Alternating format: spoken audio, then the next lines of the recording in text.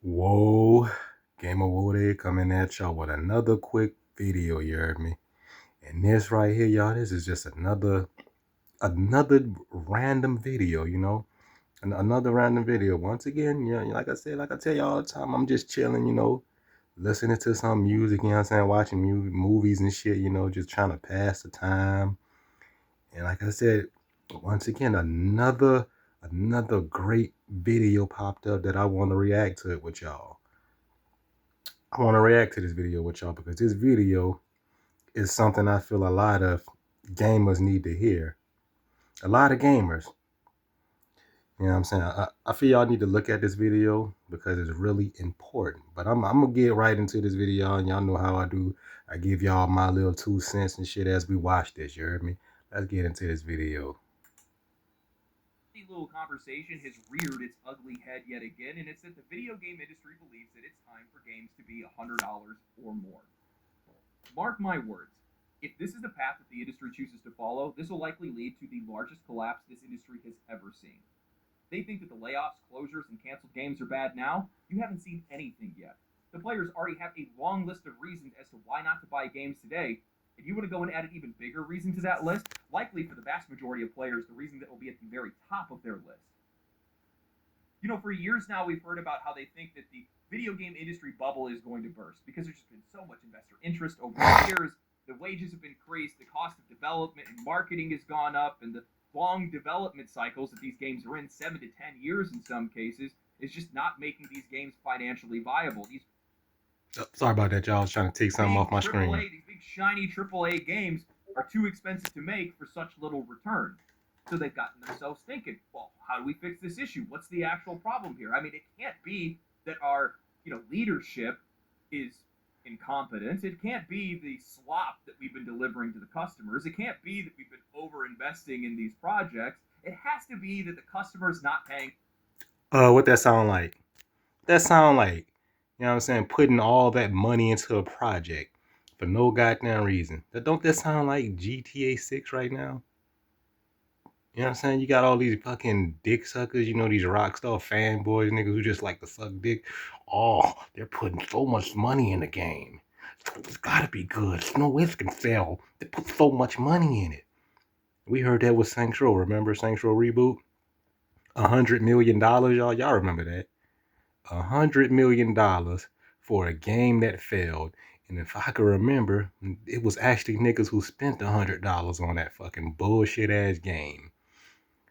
Spent $100 on a bullshit ass game that you don't even fucking play anymore. That you stopped playing within a week. And it was niggas like me who kept trying to warn you niggas, yo, don't rush and go spend $100 on a fucking game. But niggas like me, we didn't know nothing. We were just fucking talking. We were just ranting. We were stupid. And it's the same thing with this GTA 6 shit. I keep telling you niggas, stop listening to these fake ass gamers who only hop up on here for content. GTA 6, they're not even real GTA fans. GTA 6 is just a come up for these niggas. But let's get back into this video. That has to be the solution to this. So today what we're going to do is we're going to listen to the industry's long list of excuses as to why we need to be paying $100 or more. The industry excuses, and that not forget the dick suckers. They claim to be gamers and fans. Let's seal clap the industry's death march into oblivion, and we're going to talk about why I think the players aren't going to buy. This isn't the first time we've had to have this conversation. Back in 2023, Capcom's president came forward at an event in Japan and explained that video game prices were far too low, even after the price hike up to $70, explaining that video game development costs are 100 times more expensive than they've ever been, and games haven't followed inflation like other industries. And he's not wrong. In 1990, a standard game would cost around $50. Adjust for inflation, that would be closer to $100 today. Yet, even with the price hikes in 2020 up to $70 for AAA games, the reality is that the industry just hasn't kept pace. Over the same time period, from 1990s to today, wages, marketing, and development costs have all skyrocketed. Game studios are spending exponentially more money than they ever did in the 90s or early 2000s, so the profit made on the sale of a single game has shrunk year over year. If we were to adjust in line with inflation from the early days of gaming to today, AAA games would be priced well over $100. And it's crazy because they're putting all this money in the game to make the game look all pretty and everything, make it look all pretty, but then the game is pure fucking ass. Think about it. Cyberpunk 2025, Saints Row reboot, and there's plenty of other games. I'm pretty sure y'all niggas are thinking of ones that was super expensive for no fucking reason. They put all this money in it to make the game, to make it look all pretty and shit, but the game is pure dog shit. $50 to be able to match today's financial realities. Now, all that makes sense with nuance removed. However, we don't live in a world without nuance. The fact of the matter is that the vast majority of games that are released today make far more money past the point of sale. Something that didn't exist back when games were being made in the 90s and early 2000s. While they still had merchandise, toys, and clothing and other different things that they could sell, now today, games have DLC, loot boxes, gacha and gambling mechanics, microtransactions, expansions, collector's editions, and more. I'm sorry, but you can't convince me. And with all that, and you niggas is still willing to empty out your whole fucking pockets for a fucking video game. I remember the days when you could just buy the game, play the fucking game, you beat the levels, and you unlock all the extra content, you unlock the special clothes, you know what I'm saying? You unlock the special weapons and shit, but nowadays you gotta goddamn pay for everything. But then your favorite dick-sucking YouTuber gets up on here and try to convince you that paying $100 for a fucking game is a great idea, and them trying to force you to pay $100 for the game is a great idea, and that means the game is going to be good because it causes $100 fucking dollars. It's not true. Companies aren't making enough money today, or there aren't enough ways for them to make money. However, games journalist and industry analyst Matthew Ball are going to try to tell us otherwise. In an article written by Eddie Mackich titled GTA 6 could cost as much as $100, some hope. Analyst clarifies comments. If Take-Two raises prices to $80 or more, other publishers could apparently follow suit. Eddie writes, veteran investment analyst and researcher Matthew Ball of Apillion has released a gargantuan... And that part is crazy. Niggas is really talking about somehow people were willing to pay $100 because it's GTA. If you're willing to pay $100 just because it's GTA, you are a fucking idiot. And stop trying to encourage other people to be as stupid as you. If you're stupid enough to pay $100 for a fucking game you haven't even got real information on besides one fucking trailer, then you do that. I'm the type of person, I'm not going to convince people to empty out their fucking wallets for a fucking game. A video game being $100 is not worth it. You got way more better things you could spend $100 on. You can put that towards your rent. You know what I'm saying? You could put that $100 towards plenty of things that's going to give you more value than a fucking video game. Video games shouldn't be past $70, and that's pushing it. It's bad enough you gotta pay goddamn $500, $600 for a goddamn console. Nigga, bruh, that's rent right there. That's half of your rent. And now you're gonna go spend $100 on a game? And then what's next? You're gonna pay more for the DLCs? You're gonna pay more for all the extra content? You niggas is stupid. Stop listening to your dumbass YouTubers. 15-page report about the state of video gaming in 2025, and some of the presentation looks at how the video game industry could possibly grow in 2025. In a section titled How Player, Playtime, and Player Spend Might Return to Growth, Ball mentioned a variety of opportunities, including Grand Theft Auto 6 costing as much as $100 when it launches this year. Ball said that there is hope among some in the game market that Take-Two will price GTA 6 at $80 or even $100, which could prove as a turning point for the video game industry. This could break a key price barrier and allow developers to raise their prices as well, he said. Before this, a Baldur's Gate 3 developer said a GTA 6 could prompt a shift to more expensive games if Take-Two decides to price it above $70. In a series of follow-up posts, Ball shared further key updates, including how GTA 4 was priced at $90 in real terms, with GTA 5 costing $83. I gotta get a chair or something, y'all. Y'all know I'm ghetto recording again. I still have to fix my PC. Indeed, nearly all Y'all know that. not just flat in real terms, while games are at record lows. He went on to say Rockstar's cost isn't sufficient to set the price, but the argument games should be the only thing never to adjust for inflation and thus be, in the strictest terms, worth less every year is not healthy either or a good argument, in my opinion. Ball was not making a prediction himself that GTA 6 would cost $100, only that there is a belief in the market by some that it could happen. For his money, Ball said that GTA 6 will cost $70. I can't believe I have to say this, but customers only ever care about inflation when said inflation affects them and their money. $100 is $100, whether it's 1990 or 2020. Exactly. And that's what I'm saying. That's exactly what I'm saying. Real motherfuckers do care. Real motherfuckers with real priorities care. If you stealing your mama wallet to buy GTA 6, then I don't want to hear nothing you gotta say. You know what I'm saying? If you just a pussy ass content creator and people sending you money to play the game, I don't want to hear shit you gotta say.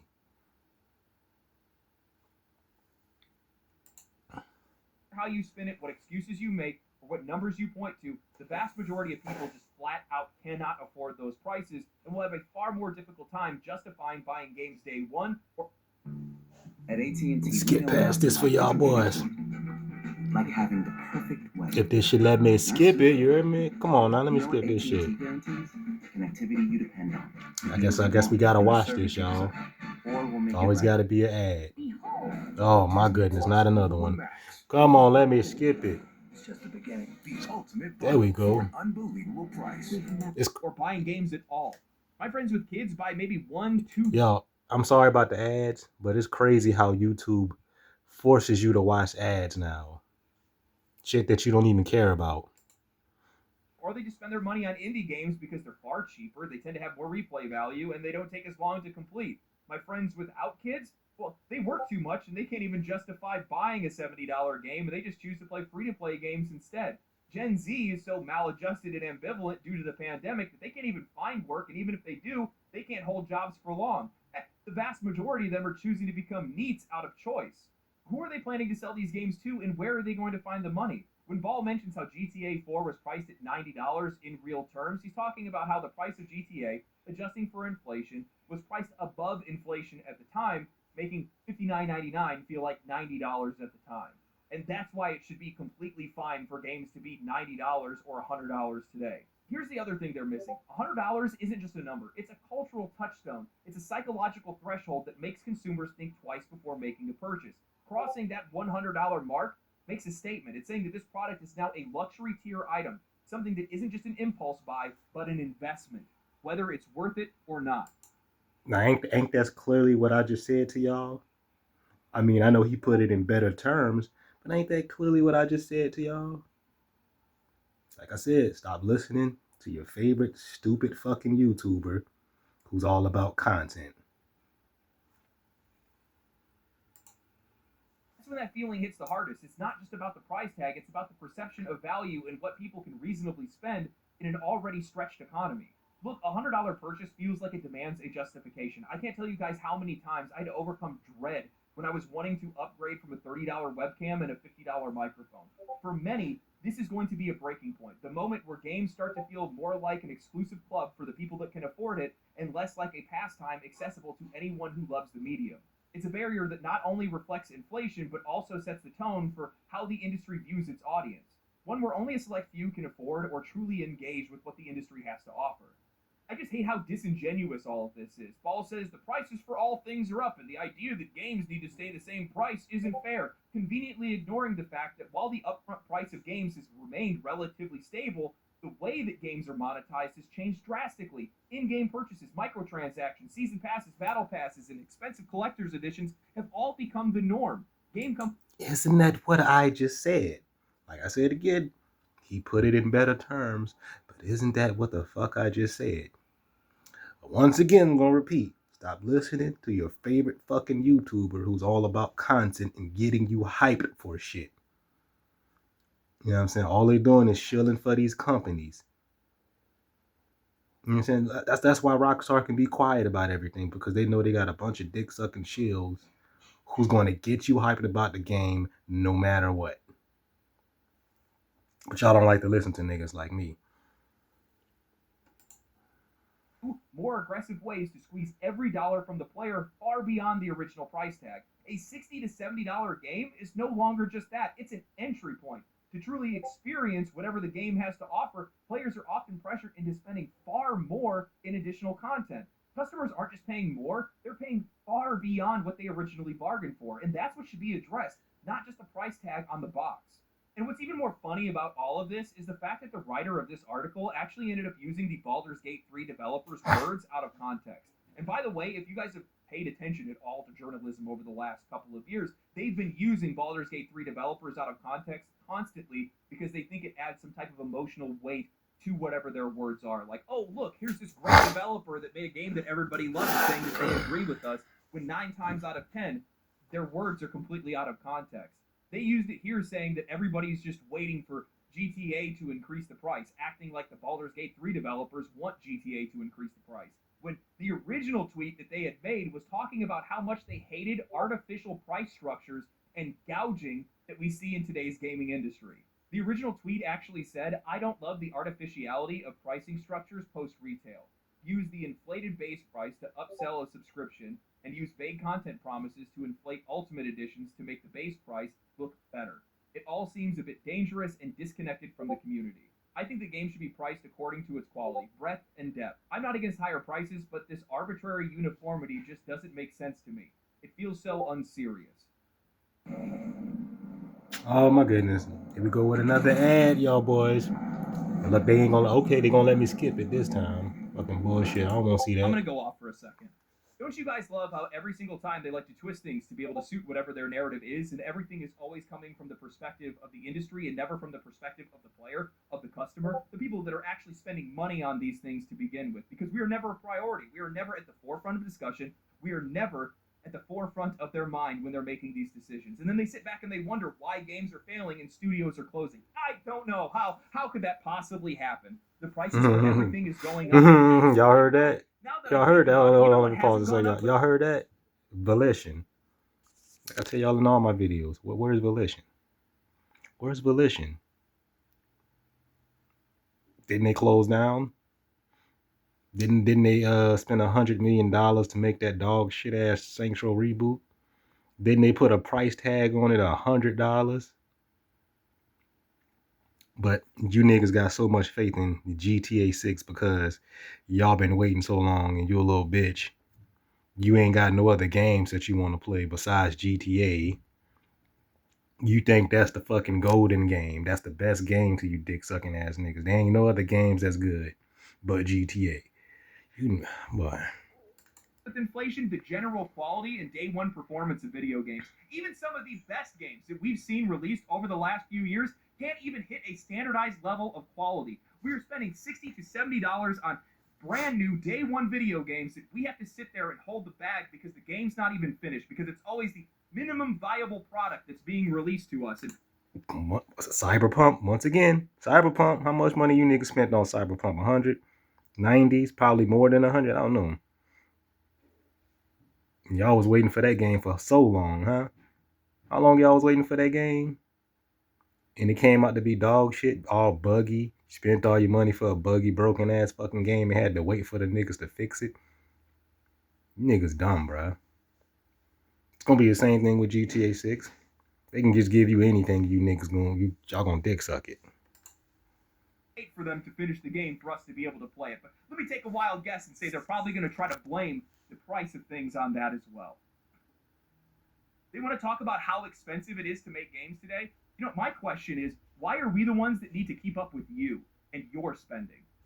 We didn't sign up for that. When I look around the industry, I see some of the most successful games over the last few years: Baldur's Gate 3, Black Myth Wukong, Space Marine 2. These games are made with a quarter of the budget of some of these big, flashy AAA games that nobody ended up buying in the first place. And it's crazy because you ain't even got to put that much money in a video game. I know you got to put money in to make a video game, but you ain't got to put that much money in it. If your game is good, you're always going to make a profit off of it. You're always going to make way more money than you spent if the game is actually good. You ain't got to put $100 million in the game. You got to put $200 billion in the game for it to be good. Like, come on. You guys are making tens of billions of dollars. The vast majority of the money that is made in this industry is coming from microtransactions. This is not my problem. The sheer cowardice of these companies to sit by and wait for somebody else to increase prices because they know it's a game or they think it's a game that everybody's going to buy and it's going to be the best way to just sneak that price change in. And that is so telling. GTA 6. That's GTA 6. Because you are pathetic and you realize that your games wouldn't sell. Asmund, thanks for unpausing. Eddie continues with $70 is the current market rate for new AAA releases, and in fact, it was Take-Two that was among the first to raise prices from $60 to $70 back in 2020. Many are naturally wondering if Take-Two might raise prices again for GTA 6's launch. But it remains to be seen if that'll happen. Beyond updating the sticker price for games, video publishers have found other ways to be able to make more money out of players, including expensive editions, microtransactions, and battle passes, just to name a few. GTA 5, for example, has sold 205 million copies and brings in a lot of money in microtransactions in GTA Online. Early predictions have said that GTA 6 could sell 40 million copies and earn more than $3 billion in revenue during its first year alone. Ball said that GTA 6's launch this year will have mixed impact on total player hours and revenue across the gaming industry because it'll only be available on console. A PC release is expected after the console launch. However, Ball said that GTA 6 will severely cannibalize total hours and spending that would go to other video games when it launches. For its part, Ubisoft said GTA 6 is a good thing for the video game industry overall because a huge game like that may help more people turn to gaming. Some of the other areas that Ball listed. Oh my God. Can we please stop trying to get more people to turn to gaming? Can you please just focus on the game? You're never going to get more people to turn to gaming. If people like games, they're going to play games. If they're not interested in video games, they're never going to be interested in it. You can't turn people into gamers who don't like video games. That's an idiotic way of thinking. For growth in 2025 included further expansions into non-core markets, user-generated content, social game services, the Nintendo Switch 2, other new handhelds and devices, AA, AAA, mobile gaming, app store regulation, new game releases, generative AI, and advertising. Make this make sense. I do not understand how GTA 6, projecting 40 million copies sold and $3 billion in revenue in its first year, is somehow a footnote in a discussion as to why other games should increase their prices to $100. They are failing to realize why GTA 5 did so well, why GTA 6 is likely to do even better, or why it could even sell for $100 in the first place. You're not even thinking about what the impact of a price increase would be on other games and other studios outside of one of the biggest video game franchises. Let me pause it. I honestly feel like GTA 5 only did so well because it's a GTA game, because of the graphics, and people wanted GTA Online. I feel those are the only reasons why GTA 5 was so successful. Anything other than that is a lie. $70 is the new current market rate for AAA releases? No, I think it's the going market rate for trash. The best releases on PC over the past 2 years have been $60. I mean, take a minute to think about it. If game prices were $100 today, what games would have realistically come out at $100?